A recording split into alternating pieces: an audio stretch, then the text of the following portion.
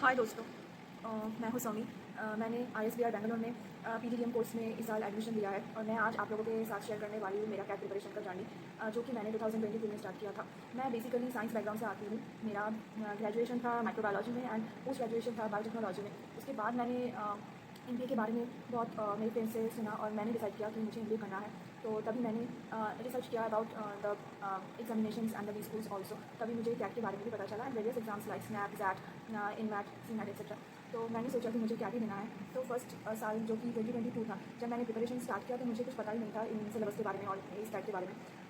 As मेरा maths 12th standard में ख़त्म हो गया था और एज़ मेरा ग्रेजुएशन माइक्रोबायोलॉजी के ऊपर था, तो मैथ्स तो कभी उसके बाद आया नहीं। तो इस सिलेबस को मुझे ग्रिप में लाने के लिए 1 साल लग गए, क्योंकि मुझे समझ ही नहीं आ रहा था कि कैसे वो करना है, क्योंकि मुझे सब वो 3 सेगमेंट्स बहुत ही टफ लगने लगे, quants, LRDI and VRC। At first मैंने क्वांट्स में बहुत ज़्यादा टाइम दिया एंड LRDI एंड VRC को नेगलेक्ट किया एंड 2023 में जो कैट का पेपर था बहुत ही बुरा गया मेरा। लाइक मुझे 12% मिला, तो ये बहुत ही डिसहार्टनिंग था मेरे लिए एंड मैंने सोचा कि नहीं, ऐसे नहीं चलेगा एंड मैंने हाल नहीं छोड़ा। तो मैंने सोचा कि ये मुझे करना ही है एंड मैंने डिसाइड किया कि मुझे सेकेंड आइटम देना है। तो दिसंबर से मैंने अपना सेकेंड आइटम का प्रिपरेशन स्टार्ट किया। फर्स्टली मैंने यूट्यूब से जो फ्री रिसोर्सेज अवेलेबल है तो उनका पूरा यूज़ किया। मैं क्वांट्स पढ़ती थी रवि प्रकाश सर एंड रमन तिवारी जी से एंड VRC के लिए मैंने शबाना मैम को फॉलो किया, जो कि मुझे मेरा इंग्लिश सुधारा। शबाना मैम ने मेरा इंग्लिश सुधारा, उनका टेक्निक्स, उनका teaching style was amazing and जब मेरा करीब 5 to 6 मंथ्स लगे मुझे टोटल बेसिक सिलेबस कंप्लीट करने में यूट्यूब से एंड उसके बाद मुझे लगा कि मेंटरशिप लेना बहुत ज़रूरी है इस स्टेज में। तो तभी मैंने अनअकैडमी का सब्सक्रिप्शन लिया EMI पे खुद से एंड तब मैं अपना डेली बेसिस में एक रूटीन भी बनाया, जो कि मैं सुबह 8 बजे उठती थी और फर्स्ट मैं शबाना मैम का लाइव क्लासेस अटेंड करती थी और उसके साथ कुछ एग्जाम्स भी होते थे, लाइक 20 मिनट्स 30 मिनट्स का क्लास टेस्ट होता था, तो वो अटेंड करती थी। उसके बाद मैं क्वांट्स में अपना टाइम देती थी, 2 बार तक क्वांट्स करती थी एंड उसके बाद शाम तक मैंने LRDI प्रैक्टिस की एंड नाइट में फिर से वो क्वांट लेके बैठ जाती थी। तो ऐसा मेरा शेड्यूल था। उसके बाद जुलाई तक ऐसा ही चलता रहा एंड जुलाई में मैंने करियर लॉन्चर का मॉक टेस्ट भी लिया था, जो कि 45 सेक्शनल थे एंड 30 मॉक टेस्ट थे, फुल लेंथ मॉक टेस्ट थे। उसके बाद वो मॉक टेस्ट देना चालू हो गया। मेरा स्कोर करीब 30 to 40 के बीच में आ रहा था हर एग्ज़ाम में ही, या उससे इंक्रीज़ नहीं हो रहा था। मैं कोशिश नहीं छोड़ी, मैं लगातार प्रैक्टिस करती गई। इसी दौरान अगस्त में वेस्ट बंगाल में एक भयानक घटना घटी, लाइक आर्चिकर में एक लड़की लेडी डॉक्टर की बहुत बुरी तरह से मौत हो गई, जो कि ड्यूटी पे थी। तो ये इंसिडेंट मुझे बहुत ही ज़्यादा डरा दिया और इसका इफेक्ट मेरा स्टडी में बहुत बड़ा। लाइक मैं बहुत अच्छी तरह से कंसंट्रेट नहीं कर पा रही थी, हर वक्त वही घटना मेरी दिमाग में दौड़ रहा था। तो ये इफेक्ट मेरा स्टडी में भी पड़ा एंड इसी दौरान मेरा 2024 का कैट जो दिया, जो कि पेपर बहुत ही अच्छा था। 2023 के हिसाब से 24 का पेपर बहुत ही अच्छा था एंड मुझे स्लॉट 1 मिला था।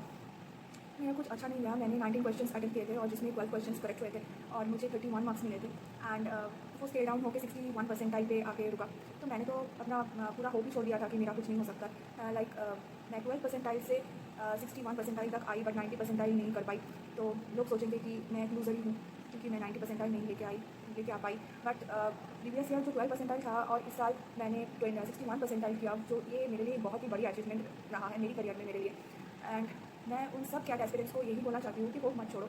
ये होता ही रहता है कि जो 99 परसेंटाइल लेके आ रहा है उनका मल्टीपल अटेम्प्ट्स रहा होगा, तो अगर कोई 60 परसेंटाइल पे अटक गया है तो उनको फिर से कोशिश करना चाहिए एंड उनको दोबारा से कैट देना चाहिए, क्योंकि ये कोई रॉकेट साइंस नहीं है जो कि हम नहीं कर पाए। क्योंकि अगर एक बार तुम सिलेबस पे ग्रिप बना लिया तो बहुत ही ईजी रहेगा नेक्स्ट ईयर एग्ज़ाम देने में। तो एज़ मुझे 90 या परसेंटाइल और कुछ ज़्यादा परसेंटाइल नहीं मिला, तो मैंने सोचा कि मुझे कोई बी स्कूल नहीं मिलेगा। तो मैंने एक जॉब ज्वाइन किया था डिजिटल मार्केटिंग में, जो कि मैं करीब 4 to 5 मंथ्स कंटिन्यू भी किया था। उसके बाद अचानक से मैं बहुत ही बीमार हो गई थी, जिसके वजह से मुझे वो जॉब छोड़ना पड़ा। तो तब मैं बेड रेस्ट पे थी एंड मुझे लगा मेरा क्या ही होगा, मैं बहुत ही डिप्रेशन में चली गई थी। और उसके बाद मैंने सोचा कि एक बार कोशिश तो कर लूँ कि शायद कोई बी स्कूल का दरवाज़ा खुला होगा और एडमिशन ओपन होगा। तो मैंने बहुत सर्च भी किया, तो मैंने क्राइस्ट का फॉर्म भी भरा था और ISBR का। उसके बाद जब मैं थोड़ी ठीक हो रही थी तब जाके मैंने क्राइस्ट और ISBR बैंगलोर दोनों का फॉर्म फिलअप किया था एंड देन मुझे ISBR में मैं सिलेक्ट हो गई, GDPI करके। GDPI दोनों लेके मैं ISBR में सिलेक्ट भी हो गई थी। ये स्टोरी बताने का रीज़न एक ही है कि मेरे जैसे बहुत ही एक्सपीरियंस रहा होगा और है भी, जिनको लगता है कि उनसे नहीं हो पाएगा या फिर कैट बहुत ही टफ है, बट मैंने एक्सपीरियंस किया है कि इतना भी कुछ रॉकेट साइंस नहीं है ये जो कि हम कर ना सके। अगर हम कोशिश करें तो कर पाएंगे। बस परसिवरेंस, कंसिस्टेंट रहना ये बहुत ज़रूरी है।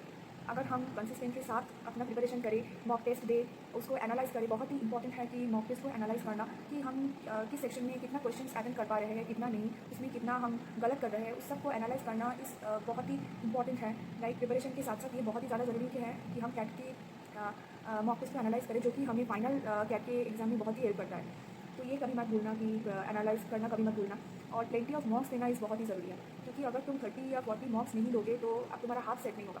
लाइक वो टाइम कंस्टेंट के अंदर जो प्रेशर होता है, वो अगर तुमको एक बार प्रैक्टिस हो गया तो ये बहुत ही ईजी होगा तुम्हारे लिए कि तुम वो कैट को क्लियर कर सको। क्योंकि ये सबसे बड़ा गेम है टाइम का, टाइम मैनेजमेंट का सबसे बड़ा गेम है। क्योंकि आता तो सबको ही है, क्वांट्स भी आता है, बीआरसी भी आता है एंड एलआरडीआई भी आता है, बट प्रॉब्लम ये है कि वो टाइम कंस्टेंट के अंदर किसको आता है, ये बहुत ज़्यादा ज़रूरी है। तो टाइम मैनेजमेंट पे बहुत फोकस करना, एनालाइज में भी बहुत फोकस करना। एंड मेरे कुछ फैमिली के कंस्टेंट्स थे एंड मेरा एज भी बहुत हो गया था। लाइक मैं अभी 26 ईयर्स की हूँ, तो मेरे फैमिली से कोई भी एग्री नहीं कर रहे थे कि तुम फिर से 1 साल बैठ जाओ और प्रिपरेशन लो। तो इसीलिए मुझे इस साल लेना पड़ा, जो कि मेरे मेरे दिमाग में नहीं था कि मुझे इस साल लेना है। मुझे लगा था कि मैं और 1 साल प्रिपरेशन लेके ही अपना क्या क्लियर करके कुछ बड़े से कॉलेज में चली जाऊँगी, लाइक 99% और ये मेरा ड्रीम ही रह गया। पर कोई बात नहीं, सबका ड्रीम पूरा नहीं होता। बट जो एक्सपीरियंस मैंने गैदर किया वो बहुत ही हेल्पफुल रहा है मेरे लाइफ में। एंड जो मैंने सीखा, like everyday reading is very important. जो टाइम मैनेजमेंट मैंने सीखा, रेगुलर डेली रूटीन जो मैंने बनाया था, वो मुझे बहुत हेल्प किया। सो अपने आप को कभी फेलियर मत समझना और लूज़र भी मत समझना कि आप 60% और 50% और 70% पे हो तो आप कुछ भी नहीं हो।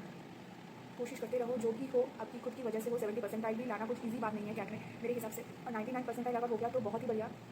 तो यही रहा मेरा कैट का जर्नी।